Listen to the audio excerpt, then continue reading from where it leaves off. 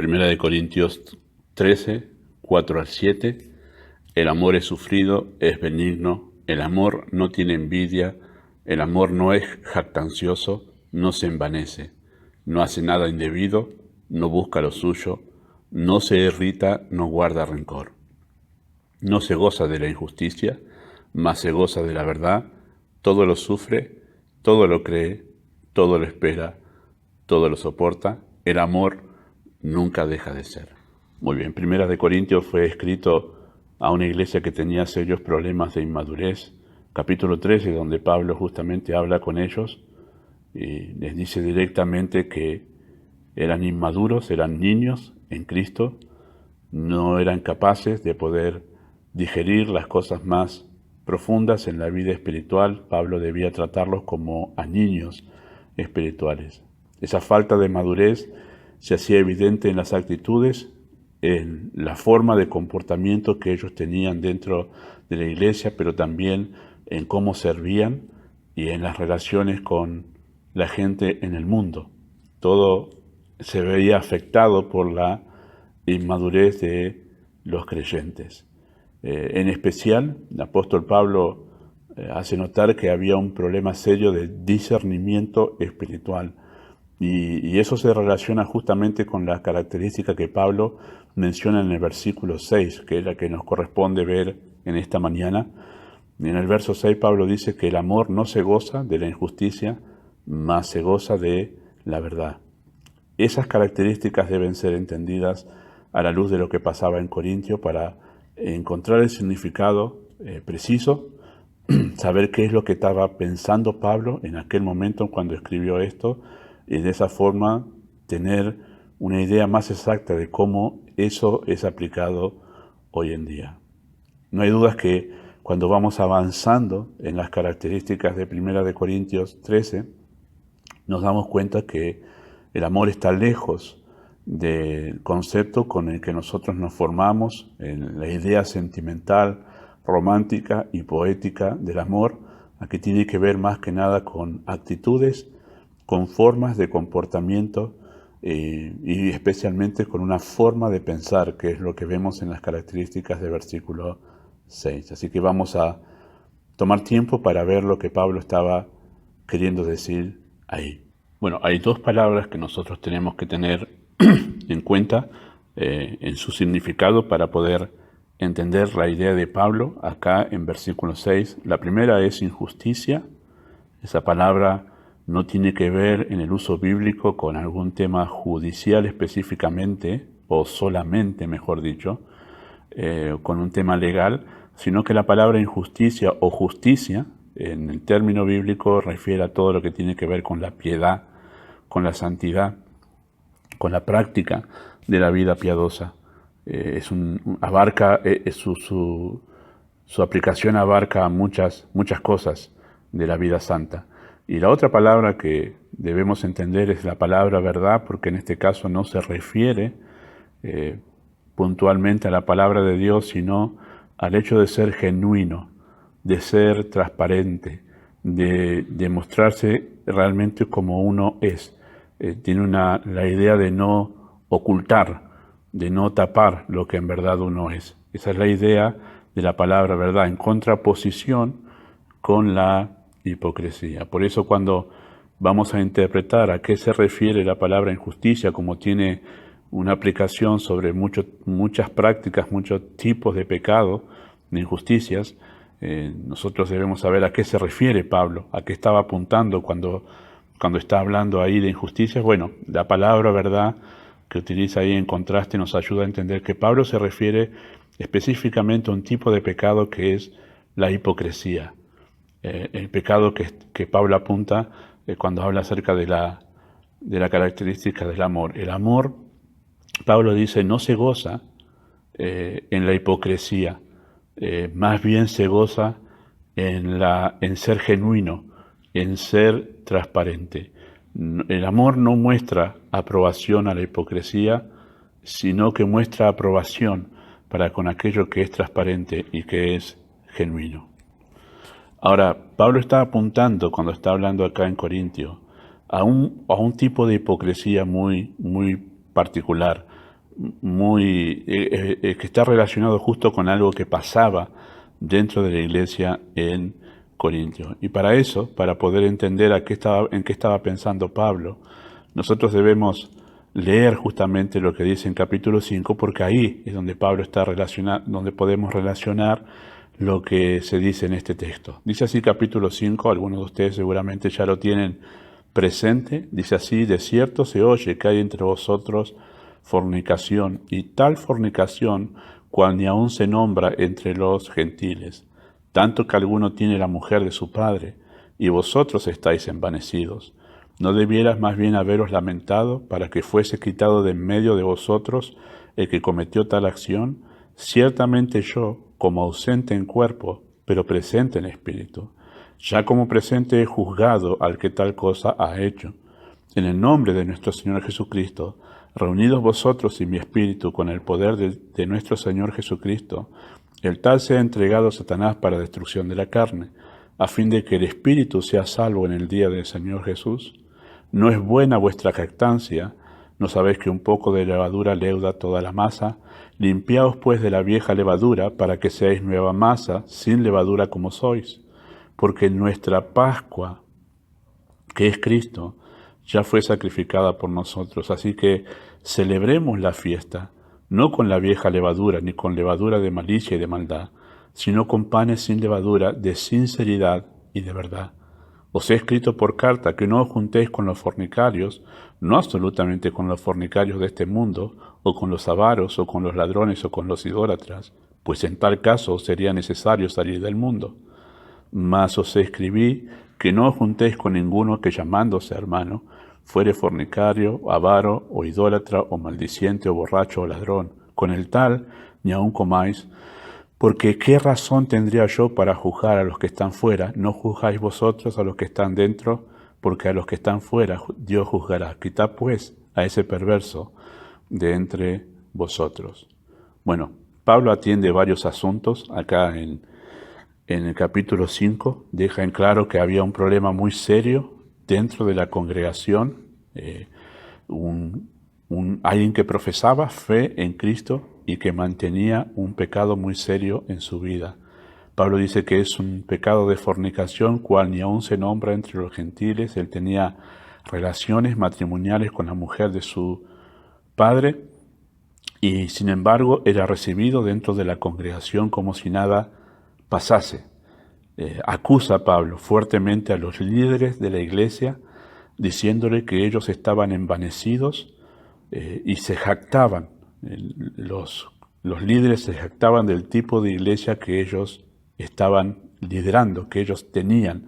Y Pablo dice: ustedes deberían en verdad estar entristecidos por lo que pasa en la iglesia, que tengan personas que dicen ser creyentes y sean hipócritas, que manifiesten este tipo de hipocresía. Eso es lo que apunta Pablo, el hecho de la falta de sinceridad en la profesión de fe específicamente de este hombre.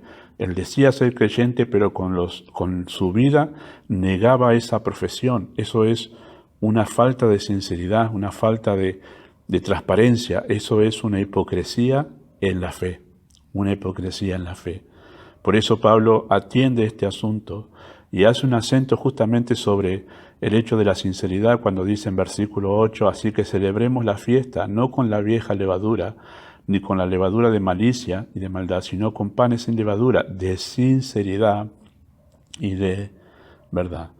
Apunta Pablo a esto una vez más en el versículo 9, haciendo una aclaración. Dice así: os he escrito por carta que no os juntéis con los fornicarios, no absolutamente con los fornicarios de este mundo, o con los avaros o ladrones o con los idólatras, pues en tal caso sería necesario salir del mundo. Pablo dice: no estoy diciendo que se aparten de todas las personas en el mundo, que se aíslen del mundo y que se aparten de todo tipo de prácticas pecaminosas, de la gente que practica el pecado, los fornicarios, los adúlteros, los avaros, los ladrones, los idólatras.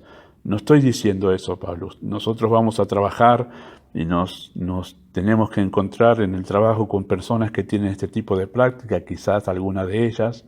En el barrio, en la sociedad, encontramos que la gente practica estas cosas porque justamente no tienen a Cristo y viven en pecado, en condenación.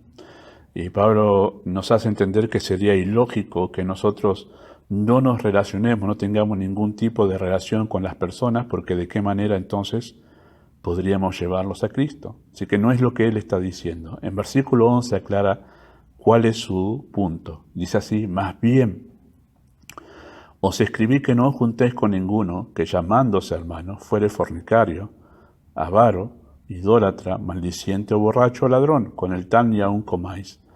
Ahí es donde Pablo pone el acento. Alguien que profesa fe, pero que mantiene ese tipo de conducta. Con ellos, dice Pablo, hay que prestar atención. Con ellos hay que tomar una actitud seria de disciplina. El apóstol Pablo dice: no puede ser que alguien se llame hermano y mantenga este tipo de prácticas en su vida. No puede ser que alguien se llame cristiano y mantenga. Esto es una hipocresía dentro de la iglesia. Por eso dice: ustedes deberían haber tomado una medida disciplinaria con el propósito de mantener limpia la iglesia, mantener la iglesia en santidad. A eso se refiere el apóstol Pablo con el hecho de limpiarse. Versículo 7: limpiaos pues de la vieja levadura para que seáis una nueva masa sin levadura como sois, porque la Pascua, nuestra Pascua, que es Cristo, ya fue sacrificada por nosotros. Habla de una responsabilidad del liderazgo, de actuar con amor, porque aquí es cuando nosotros podemos relacionar, encontrar el punto clave de lo que Pablo está diciendo en capítulo 13, versículo 6. El amor, la actitud de amor, debería haber obligado a los líderes de la iglesia en Corinto a no gozarse, mostrar desaprobación con la hipocresía y sentirse gozosos con la sinceridad y la verdad. Y mostrar esta desaprobación para con la actitud de este hombre. Pablo dice: ustedes deberían haber confrontado a este muchacho, a este hombre, con la realidad de su fe, con la realidad de su vida espiritual. Ese es el punto de todo el capítulo 5. Confrontar a este hombre con su pecado, porque él había profesado ser creyente. Pablo no está diciendo que debemos andar por el mundo, por la calle, por la sociedad, condenando a todos los fornicarios, los avaros, los ladrones, los idólatras, persiguiéndolos específicamente con sus prácticas, sino el apóstol Pablo dice: ustedes deben confrontar a aquellos que dicen ser creyentes, pero mantienen esas prácticas, a confrontarlos con la realidad de su vida espiritual, decirles que eso no concuerda con la vida de un creyente. El propósito, obviamente, de esa actitud de confrontación es realmente sacar a luz si la persona es salva o no. Esa es la duda que se presenta en el capítulo 5, el hecho de sacar a la realidad de lo que pasaba en su vida espiritual. Por eso Pablo dice: tengan cuidado con aquellos que se llaman creyentes y mantienen conductas. Con ellos ni aun coman. Saquen a la luz lo que pasa en sus corazones. Dice: a los de afuera, a los del mundo, los que mantienen conductas pecaminosas, Dios los juzgará. Ustedes deben juzgar lo que pasa dentro de la iglesia. Eso es una actitud de amor. Muy bien, ahora yo sé muy bien que no siempre relacionamos esta práctica, este cuidado que debemos tener con aquellos que profesan fe en Cristo, pero sus vidas no concuerdan con esa profesión. Sé que pocas veces relacionamos el amor o la muestra de amor con confrontar a esas personas con la realidad de su vida espiritual, pero es a lo que el apóstol Pablo está apuntando aquí cuando menciona esas características en capítulo 13, versículo 6. El amor no se goza de la injusticia, de la hipocresía en la fe, se goza en la verdad, se goza en ver creyentes sinceros, genuinos. Debe producir una tristeza en el corazón del creyente el hecho de ver hipócritas en la fe, personas que profesan en Cristo pero niegan con sus prácticas esto. Debe producir una tristeza y una gran preocupación en sus corazones. No siempre lo relacionamos, pero aquí es verdad, es donde se ve el amor de la madurez cristiana, o la madurez cristiana manifestada en el amor en estas características. Bueno, nosotros tenemos el ejemplo de Cristo, que Él tuvo que lidiar continuamente durante sus 3 años de ministerio con los hipócritas en la fe, que eran los fariseos. Su ministerio mayormente estuvo enfocado en confrontar a los fariseos con su falsa seguridad, la falsa seguridad que tenían de la salvación. En Juan capítulo 8, por ejemplo, le dijo: ustedes no son hijos de Dios, ustedes son hijos de vuestro padre el diablo, las obras de vuestro padre hacéis. El Sermón del Monte está enfocado justamente en llevar a esos fariseos hipócritas a la realidad de su vida espiritual. Ha dicho cosas muy fuertes Cristo relacionado con los judíos, fariseos especialmente, religiosos, que en verdad profesaban ser hijos de Dios, pero con toda su conducta negaban esa profesión.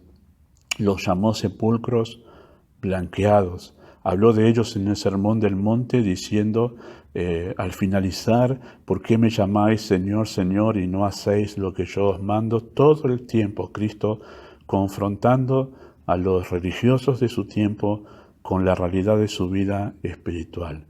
¿Por qué lo hacía Cristo? Porque le molestaba a Cristo, los religiosos, les molestaba la hipocresía de ellos. Obviamente no, en realidad Cristo lo hacía porque los amaba. Esa es la manifestación de amor de Cristo para con los hipócritas religiosos de su tiempo. ¿Por qué sabemos que los amaba? Bueno, porque en realidad confrontar a un hipócrita no nos hace ver simpáticos delante de ellos. Es más, vemos en el ministerio de Cristo que cuando Él confrontaba a los fariseos con esta realidad, se despertaba el odio en el corazón de ellos. En muchos de ellos se despertaba el odio, al punto de que querían matarlo a Cristo. Literalmente lo buscaban para matarlos. Esto es amor. Cristo sabía lo que provocaba en el corazón de ellos. Si Cristo quería caerles simpático, si Cristo estaba más preocupado por su propia reputación delante de ellos y querer caerles simpático, Cristo hubiese evitado confrontarlos a ellos con la realidad de su fe. Pero Cristo sabía muy bien que al confrontar a los fariseos con su hipocresía, se ganaba el odio de muchos de ellos. Pero así también, a muchos de ellos también los llevó a la salvación en Cristo. Bueno, Nicodemo fue uno de ellos en Juan capítulo 3. José de Arimatea fue otro también que llevó a la fe. El Evangelio de Juan nos muestra que había otros que habían creído en Cristo y algunos de ellos permanecían en silencio por temor a los otros fariseos. Pero no hay dudas que Cristo amaba a los hipócritas del pueblo de Israel, los religiosos del pueblo de Israel, porque muy a pesar de que Él sabía que se ganaba el odio de ellos, les hablaba la verdad, los confrontaba. ¿Por qué los amaba? Bueno, porque sabía que su hipocresía los llevaba al infierno, a la perdición eterna. Y Él los amaba, quería ganarlos para que sean verdaderamente hijos de Dios. Todo el tiempo Cristo estuvo manifestando amor para con ellos. Por eso es un gran desafío a la madurez, a tener una actitud de madurez nosotros con los hipócritas que profesan fe en Cristo dentro de la iglesia de Cristo, pero que en verdad sus vidas muestran todo lo contrario. A ellos debemos amarlos. ¿Cómo los amamos? Les confrontamos con la realidad de su vida espiritual, muy a pesar de que eso despierte su enojo, su disgusto y hasta su odio contra nosotros. Pero les amamos porque sabemos cuál es el destino eterno que ellos tienen. Esto es amor. Esto está lejos de ser sentimentalismo. Esto está lejos de ser algo poético y romántico. Esto es amor genuino, donde yo me niego a mí mismo. No estoy queriendo ganarme la simpatía del hipócrita, sino estoy queriendo ganarlo para Cristo. No importo yo, importa su condición y su vida espiritual.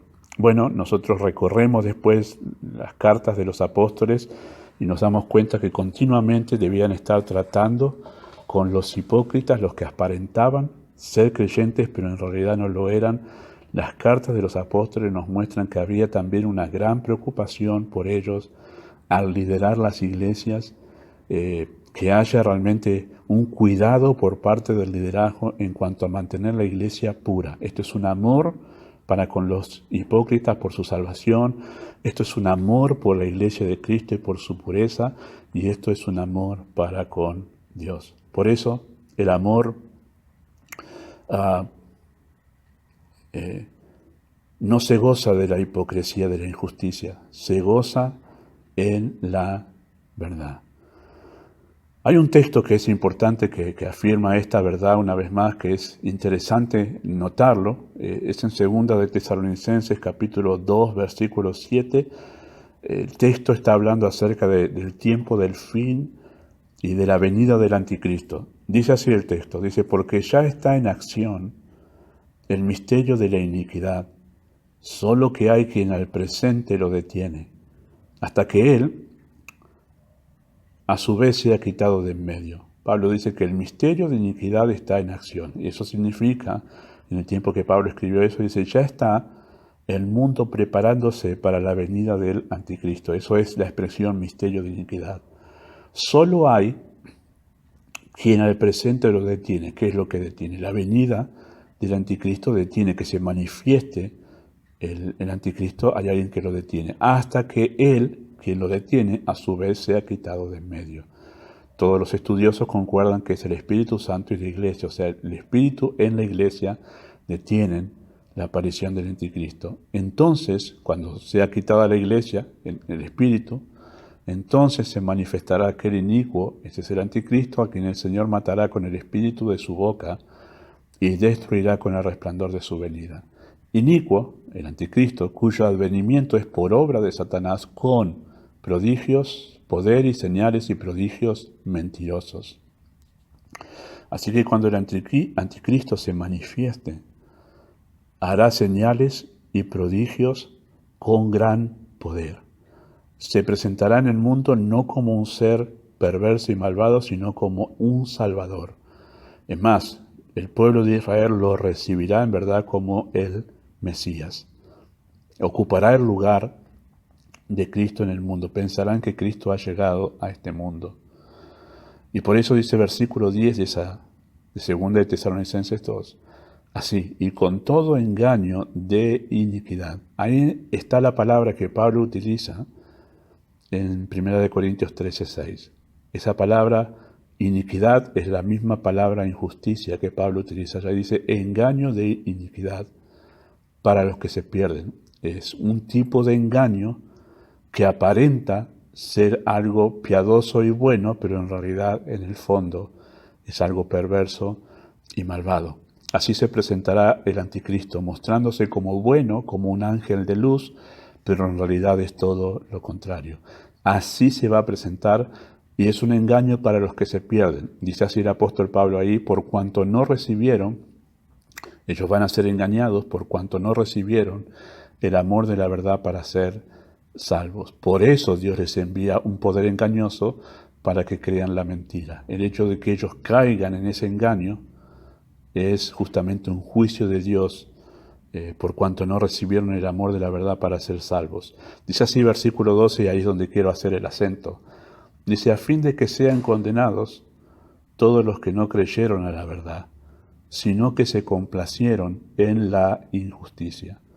Bueno, el verso 12 dice que esos que se pierden, esos que están bajo este juicio de Dios, que creen este engaño, que son engañados por el anticristo, dice que ellos no solo no recibieron el amor de la verdad para ser salvos, sino que se complacieron en la injusticia. Y ahí está otra vez la palabra que Pablo utiliza en 1 Corintios 13:6, el hecho de la hipocresía. Dice que ellos se complacieron en la hipocresía.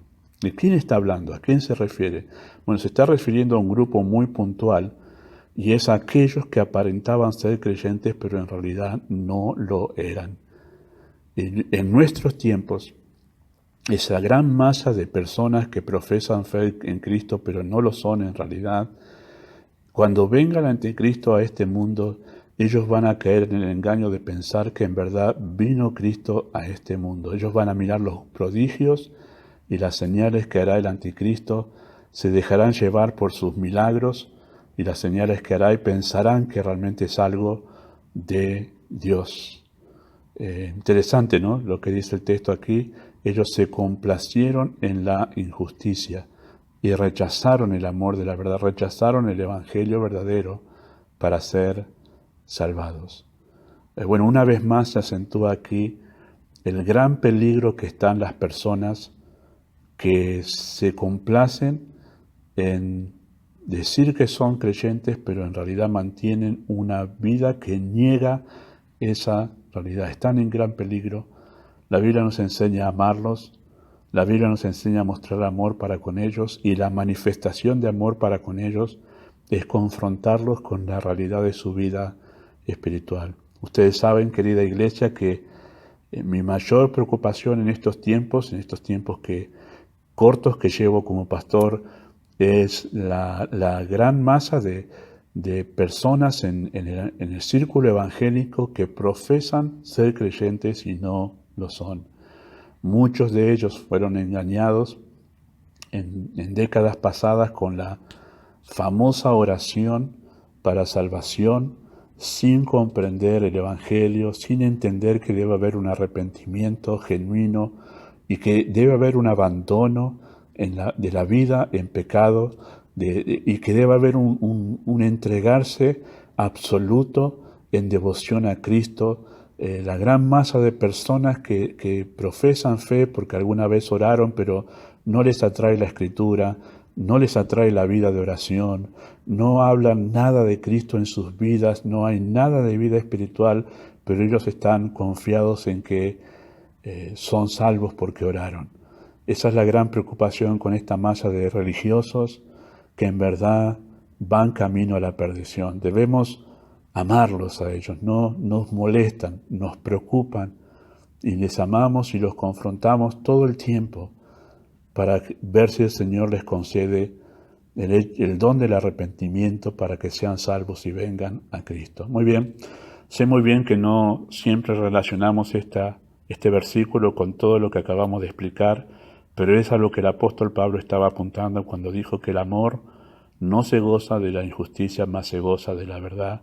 Se goza en ver creyentes genuinos salvos. Eso habla de una preocupación por los creyentes, por la vida espiritual de los que vienen a la iglesia, de tener una iglesia con salvados, no solamente tener gente, sino tener salvos verdaderos dentro de la congregación. El amor nos lleva a preocuparnos por la salvación, la genuina salvación en la vida de los que vienen a la iglesia. Por eso, queridos hermanos, les animo a extender el espectro de hasta dónde llega el amor, pensando en esto, pensando que debemos preocuparnos seriamente por la vida espiritual de los demás, no quedarnos tranquilos.